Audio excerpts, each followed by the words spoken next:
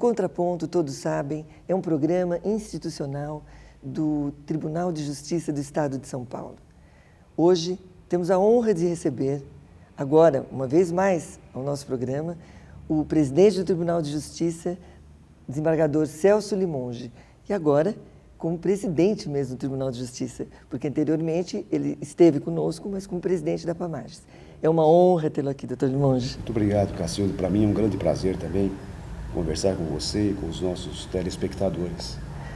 Pois bem, hoje nós vamos mostrar à sociedade o que pensa esse ilustre desembargador a respeito das questões mais polêmicas que hoje estamos enfrentando. Vamos lá. A Constituição, doutor Limonge, proíbe a pena de morte, salvo em caso de guerra. Porém, pesquisa Datafolha aponta que 51% dos paulistas aprovam a pena de morte. Muito bem. O presidente do Tribunal de Justiça, de que lado está? Contra ou a favor? Como é que o senhor vê a instituição da pena de morte através de um plebiscito, talvez? O que o senhor pensa a respeito disso? Bom, eu não considero possível o Estado descer ao nível do criminoso. Então, eu sou visceralmente contra a pena de morte. É uma questão polêmica, muita gente é a favor, mas eu não conseguiria jamais assinar uma sentença de morte. Não vejo como solução, principalmente, porque não é o rigor da lei que dissuade alguém de praticar um delito. Sim. Não é o rigor desta pena máxima que vai dissuadir alguém de praticar crimes. E nós temos visto em países que adotam a pena de morte que há também uma criminalidade cujo índice não decresce só porque existe a pena de morte. Presidente, e quanto à ocorrência dos erros judiciários irreparáveis nesse caso? Pois é, além de tudo, há essa grande possibilidade de nós cometermos uma injustiça que se torna irreparável porque houve aplicação da pena de morte. Eu me recordo das nossas revisões criminais e quantas vezes nós, na revisão criminal, absolvemos réus que haviam sido condenados. Presidente, adentrando no campo da imaginação, o que exatamente o senhor acredita que o presidente Lula tem imaginado dentro da caixa preta do judiciário quando se referiu a ela? O que havia pela cabeça do presidente dentro da caixa preta? Quem é você que não sabe o que diz? Meu Deus do céu. Bom, com toda sinceridade, eu não posso afirmar alguma coisa. O que eu posso dizer é que eu lamento muito a expressão. Não sei se ele quis dizer que essa caixa preta significaria alguma coisa que vem acontecendo no Poder Executivo ou também no Poder Legislativo, não sei se era isso, ou se ele quis dizer que, afinal de contas, o Judiciário é um poder muito hermético, fechado, que não se abre, né? Espero que seja nesse sentido. Sim, querido. Esperamos todos. Querido. Quem é você que não sabe o que diz? Mas muito bem, voltemos ao judiciário. Os juizados especiais, falando um pouquinho de outro assunto, os juizados especiais estão vivendo uma situação paradoxal, no mínimo inusitada. Criados para resolver questões do dia a dia, de maneira ágil e com rito fácil, vamos dizer assim, eles vêm recebendo muito mais demandas do que realmente poderiam receber. E correndo um grande risco de se tornarem mais lentos do que a justiça comum. Qual é a perspectiva com relação a isso, presidente? Pois é, isso é uma verdade e também preocupa, sim, Cacilda. Claro, o juizado especial é uma rede da qual eu gosto muito. Eu acho que é uma forma de nós oferecermos acesso ao judiciário e, mais que isso, eu acho também, Cacilda, que não basta o acesso ao judiciário, é preciso que haja o acesso a uma ordem justa, sim, a uma sentença que faça justiça. Sim. Então, esta rede tem, exatamente por isso, uma grande densidade política e, por isso, eu acho que nós, judiciário, devemos estruturar muito bem essa rede de juizados especiais, dando toda a possibilidade de que ela venha fluir muito bem. Exato, Considero dos meus objetivos mais importantes é de estruturar o juizado especial civil e criminal. Mas, doutor Limongi, há um detalhe nisso tudo. Em alguns estados, esses juizados são considerados como justiça de segunda classe. Em outros, não são considerados sequer prioritários. E parece que até há um certo envolvimento de juízes problemáticos que iriam para os juizados. Enfim, isso acontece, de fato? Não, aqui no estado de São Paulo, pelo contrário. Eu sempre busco colocar os juízes do juizado especial, juízes que tenham um perfil adequado a essa estrutura. O juiz precisa ter esse perfil, precisa ser vocacionado para o juizado especial, porque no juizado especial nós nos livramos de uma série de formalidades que não nos interessam. E o juiz precisa, então, ter esse perfil. Se é um juiz muito formalista, se é um juiz acostumado com as formalidades do processo civil, da justiça comum, sim, ele pode atrapalhar-se no juizado atravanca, especial. né? Acaba atravancando. Atravanca. Não é possível, por exemplo, nós julgarmos um processo que vem lá do Singapura, sim, com a mesma visão que nós temos de um processo de um grande condomínio, de um luxuoso condomínio. Sim. São questões que são totalmente diferentes. São diversas, distintas, né? São realidades totalmente distintas e o juiz precisa compreendê-las. Ele não pode ter a mesma visão, sim, porque senão ele não vai fazer justiça. E para quem demanda também é muito importante, não é mesmo, claro, presidente? Porque exatamente. as lides são julgadas de maneira muito mais rápida. Isso, exatamente. Não é? E não estou dizendo aqui que damos tratamentos distintos, desiguais, absolutamente. O que nós queremos é justamente dar o devido tratamento a realidades distintas, sim, porque senão não faremos justiça. Tratar igual os desiguais, é mais ou menos exatamente. Isso? Tá bem. Bom, mas falando sobre isso tudo, me veio à lembrança algo assim tão trágico quanto triste. O que acontece no Iraque, né? No Iraque não é punido aquele que assassinar homem ou mulher em idade adulta, que pratique o homossexualismo ou o menino vítima de pedofilia. Ou seja, aquele que ferir os princípios islâmicos, caso seja assassinado, o seu assassino não será punido. Isso é muito triste, né? O que o senhor pensa com relação a isso? Seria a religião, como nos primórdios, se sobrepondo à justiça? Parece que sim, Cacilda. É a religião que se sobrepõe à justiça, efetivamente. Eu tenho de reconhecer que são culturas distintas. Nós não estamos vivenciando esse acontecimento aí e, portanto, fica difícil nós julgarmos. O que nós podemos é o fazer ou o não fazer. A ação, né? A ação ou a omissão. Isso, sim, é que nós punimos. O nosso direito penal pune a ação ou omissão, não o estado de uma pessoa. Sim, sim. Cada um faz o que acha que tem que fazer. O Estado tem que garantir, por exemplo, a liberdade sexual. Claro. Nada mais. Uhum. Né? O Estado não pode regulamentar o modo, os costumes de uma pessoa. A vontade da pessoa, né? Embora hoje presidente do Tribunal de Justiça, o senhor já foi simplesmente desembargador, já julgou direto, não é? Muitos processos. Pois bem, eu pergunto, o senhor acha que o anonimato, ou seja, a adoção do modelo juízes sem rosto, é uma maneira mais adequada de se proteger os juízes ligados aos processos penais de réus vinculados ao crime organizado? O senhor acha? Eu não gosto desse esquema de juiz sem rosto. Eu reconheço que nós precisamos proteger os juízes, o Tribunal de Justiça busca essa proteção, mas também não acredito que nós tenhamos chegado a tal nível de criminalidade organizada que justificasse uma precaução assim, de esconder os juízes. De esconder os juízes, né? Mas o senhor acha, indo um pouco mais além, o senhor acha que esse modelo, juízes sem rosto, compromete o trabalho de defesa dos advogados, o contraditório, o devido processo legal?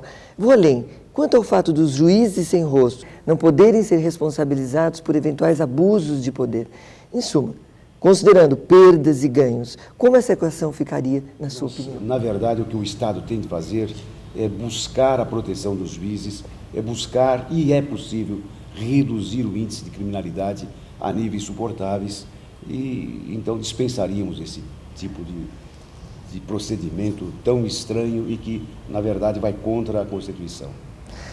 Presidente, agora mudando um pouco de foco, conte para nós, o que é mais fácil, representar 360 desembargadores ou manter a serenidade familiar diante da sua sobrecarga profissional? Eu acho que, apesar dessa sobrecarga toda, é mais fácil manter a serenidade em casa. É mais fácil. É mais fácil do que representar 360 desembargadores. É uma tarefa, sinceramente, muito pesada. Pesada, né? Bom, e falando nessa tarefa... Principalmente no momento atual, né? Com todas essas questões de criminalidade, Sim. com falta de orçamento, com a crise do Estado, Nossa, desde o Congresso Nacional para baixo. Sim. Então, eu acho que nesse momento todo fica muito difícil exercer a presidência do Tribunal de Justiça do Estado de São Paulo. E por falar nesse trabalho árduo, que não deixa de ser, confesse, uma vez mais, como é lidar com as várias correntes ou facções do Tribunal de Justiça? O senhor fica como assim, entre tapas e beijos? Entre tapas e beijos é obra, é desejo, é sonho, é ternura. É difícil, sem dúvida. São tendências que há no Tribunal de Justiça, mas sabe que eu estou acostumado a esse tipo de embate, né? É uma questão de democracia. Democracia, eu já tenho dito até para os meus colegas, é um processo longo, demorado, mas é um belo processo. Eu acho que vale a pena ter essas tendências todas, eu as respeito e tenho a serenidade necessária para saber lidar com todos eles. Muito bem. Pelo menos eu sinto isto. Sim. Eu trato todos com muita lealdade e isso me dá uma segurança interna. E força, grande. né? E força, desembargador. Bem, mas o senhor gosta mais dos beijos, né? Não tenha dúvida disso. É mais fácil nós termos os nossos amigos. É isso aí. Bem, nós vamos interromper alguns instantes, já estaremos de volta com essa conversa deliciosa com o presidente do Tribunal de Justiça, desembargador Celso Limonge. Até já, fique aí.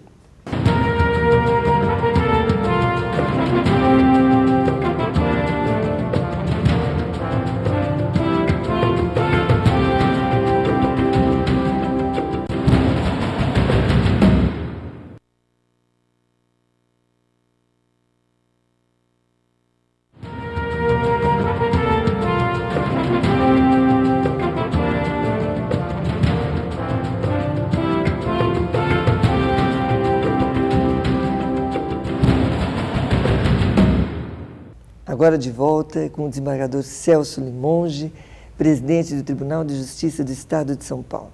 Agora vamos adentrar a sua intimidade, desembargador. Só um pouquinho. Falemos um pouco das eleições. O senhor acredita que quem o voto fere, pelo voto será ferido? Não, eu acho que o nosso povo, a nossa sociedade não tem muita memória. E eu não acredito muito que haja muitos feridos pelo voto. Não há um controle dos poderes executivo e legislativo, a não ser um controle que é, vamos dizer assim, diferido para frente pelo voto. Mas mesmo esse controle pelo voto é ainda muito escasso. Quem sabe um dia, não é, desembargador? Quem sabe um dia. A nossa sociedade chegue a um ponto em que saiba escolher mesmo aqueles que merecem, aqueles que têm principalmente capacidade técnica e moral, né? Pessoas que têm ética. Indo mais além, a CPI que ladra, morde? Eu não tenho visto nada em termos de condenação. Há uma renúncia, às vezes, do mandato justamente para poder candidatar-se logo em seguida. Isso eu vejo com grande tristeza. É uma coisa que o Brasil precisa pensar. Mudar. A corrupção atenta contra o Estado democrático de direito. É uma coisa que desequilibra. Não há igualdade entre as pessoas se houver corrupção. Por outro lado, desembargador, o senhor também pensa, como alguns, que os ataques do PCC são pequenos e ridículos? Não são pequenos, no meu modo de ver, não são ridículos, não chegam, evidentemente, àqueles ataques da máfia italiana, por exemplo. Sim, né? mas longe de ser ridículos, né? Não são ridículos, não, porque chegaram a atemorizar e até quase paralisar a cidade de São Paulo, como muitas vezes acontece no Rio de Janeiro também. Sim, mais frequentemente. Mais frequentemente. Agora, mudando completamente de foco, presidente, qual dos 7 pecados capitais o senhor mais abomina? Bem, perguntinha difícil essa, hein? A gula é um pecado. Mas a gula, às vezes, é bom, né? Não é o pior. Não é o pior. Não é o pior. Eu acho que uma coisa que eu deploro é a soberba. Soberba. Eu não consigo aguentar uma pessoa assim que seja mais que os outros. Ou que se ache mais que os outros, né? Se acha, porque ninguém é mais que os outros. É evidente. Mas principalmente essa ideia, eu sou superior. Eu não consigo lidar com pessoas desse tipo. Fico realmente chocado quando eu vejo alguém que se mostra assim, com essa soberba toda e tal. É um pecado que eu realmente abomino. E não faltam soberbos hoje, não é mesmo, desembargador? E infelizmente não faltam soberbos. Bem, todo mundo tem razão, todo mundo sabe, todo mundo é o máximo. Eu acho que estão faltando espelhos, talvez, né? É verdade. Por esse Estado, vários espelhos. Desembargador, e quanto aos 10 mandamentos, qual deles é o mais comumente desrespeitado, na sua opinião? Bem, acho que o primeiro mandamento é amar a Deus sobre todas as coisas. Não tomar seu santo nome em vão é o segundo. O terceiro é o guardar os domingos e dias de festa. Isso, honrar pai e mãe. Honrar pai e mãe, não matar. Exatamente, não pecar contra a castidade é outro. Esse é um dos mais desrespeitados. E acho que o outro mais desrespeitado é aquele de não cobiçar a mulher. A mulher do próximo. A impressão que esse também é um dos mais desrespeitados. É o mais comumente desrespeitado. Não, o pior é que às vezes dá certo, né, desembargador? Eles desrespeitam e não é que o romance dá certo no final. Bem, mas mudemos um pouco de assunto. Por falar... Esse está muito complicado. Está muito complicado. Essa é a pergunta mais difícil hoje aqui. Mas, e por falar em mandamentos, como fica a ética na política? Bom, eu acho que todos os nossos atos devem ser presididos pela ética. E eu lamento muito, porque até mesmo em associações, né, nas entidades privadas, particulares, as pessoas se esquecem da ética. Passam por cima de tudo para obter uma vantagem, né, vantagem política. Eu também é uma outra coisa que eu deploro. Sempre a tal da vantagem, não é mesmo, presidente? Eu acho Sempre. que a ética tem que presidir a todos os nossos atos. Puxa, esse relógio maravilhoso que o senhor tem aqui, bom, só me faz lembrar que eu só consigo entrevistar o presidente do Tribunal de Justiça roubando-lhe o almoço. Quer dizer, eu tiro o seu almoço e o senhor vem aqui me dar uma entrevista, é a única maneira. Sinto muito, mas hoje o senhor vai ficar sem almoço.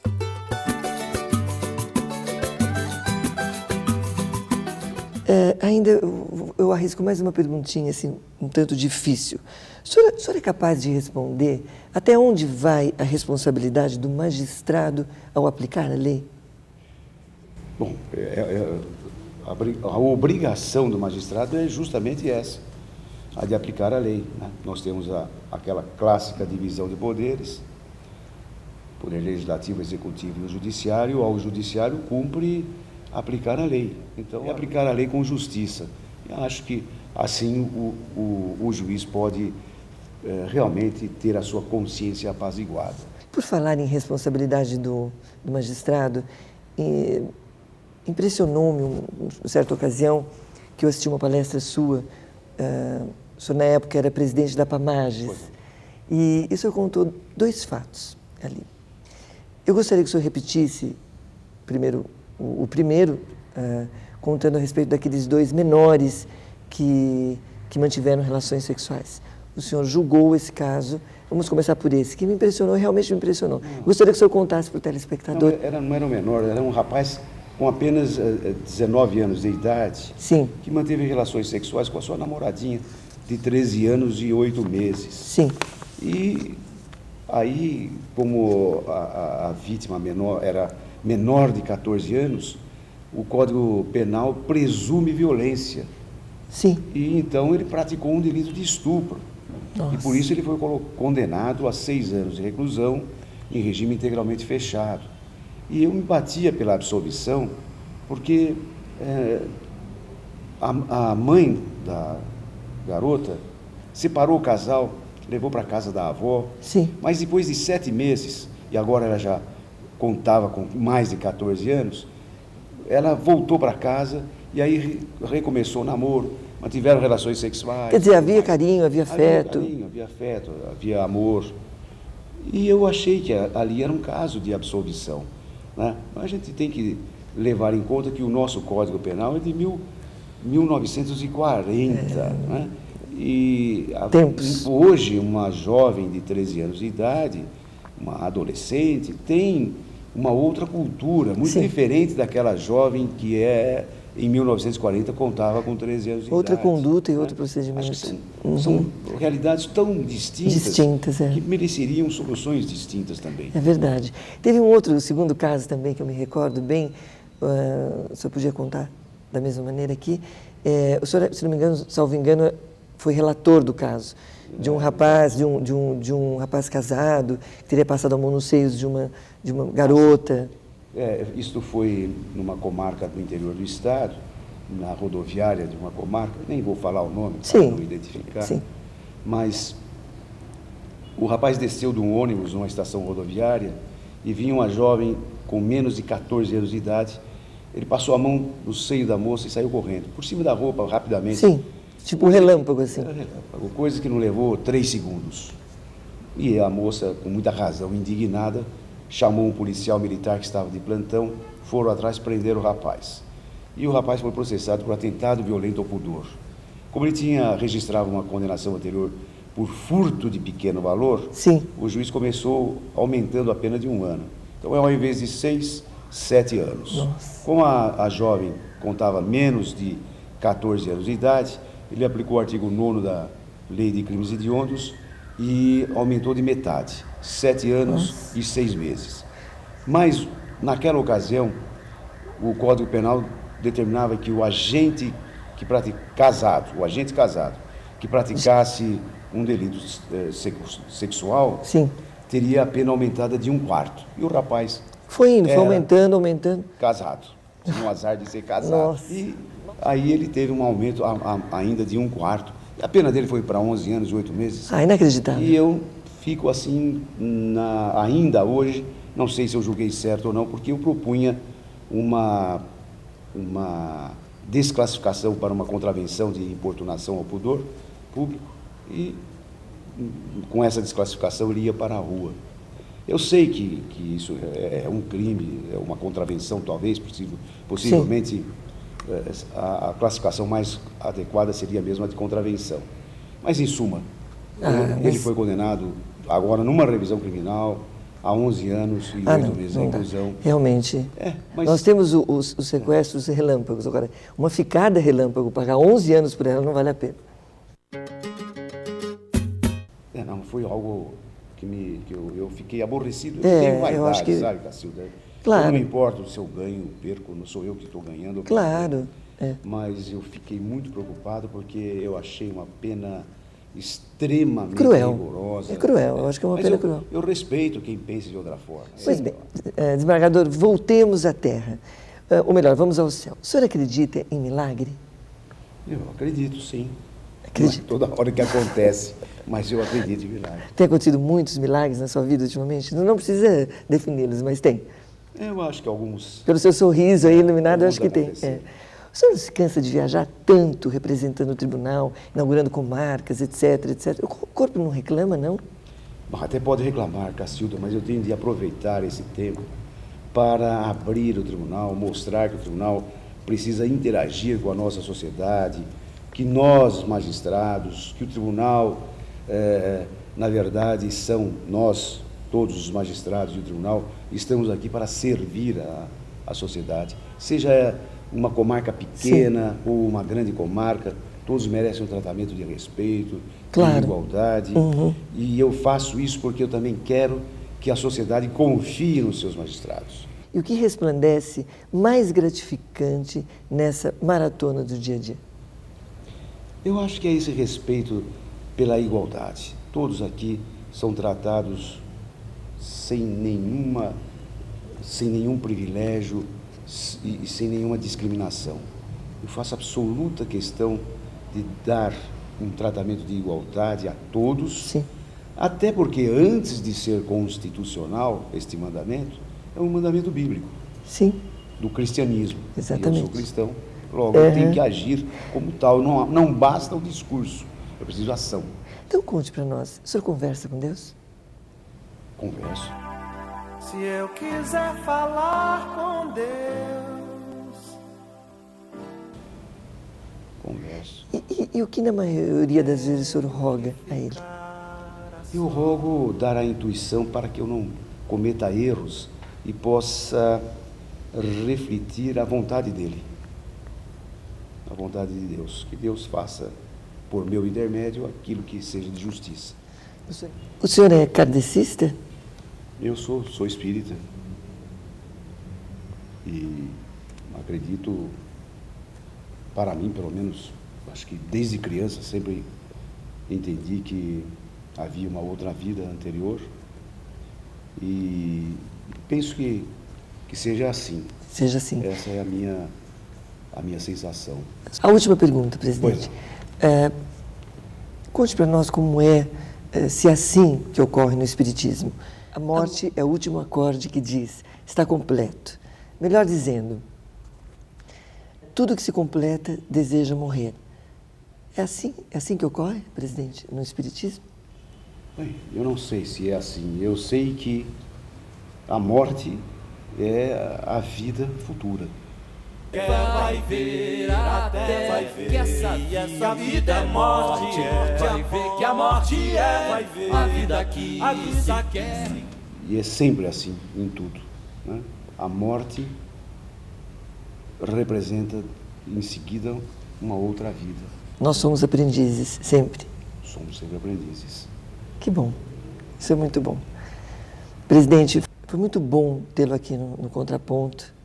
Repito, mais essa vez, queremos que o senhor retorne aqui, porque eu acho que faz um bem imenso à população, à sociedade, perceber que nós temos representando a nossa justiça maior no Estado de São Paulo, uma pessoa boa, uma pessoa de alma aberta e que, longe de todas essas soberbas que estão soltas por aí, por esse São Paulo afora, por esse Brasil afora, enfim, nós temos aqui um homem de bem, um homem muito bom, e então eu agradeço, em nome até mesmo da sociedade, por ter uma pessoa como o senhor nos representando, viu? Muito obrigado, Cacilda.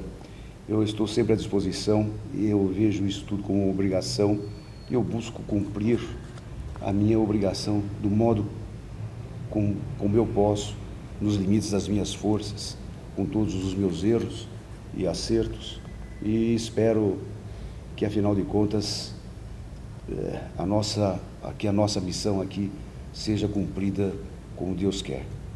Se Deus quiser. Obrigado. Até a próxima semana, no mesmo horário. Até lá.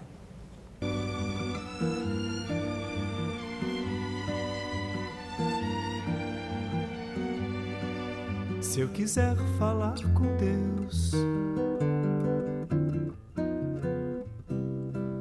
tenho que ficar a sós. Tenho que apagar a luz. Tenho que calar a voz. Tenho que encontrar a paz.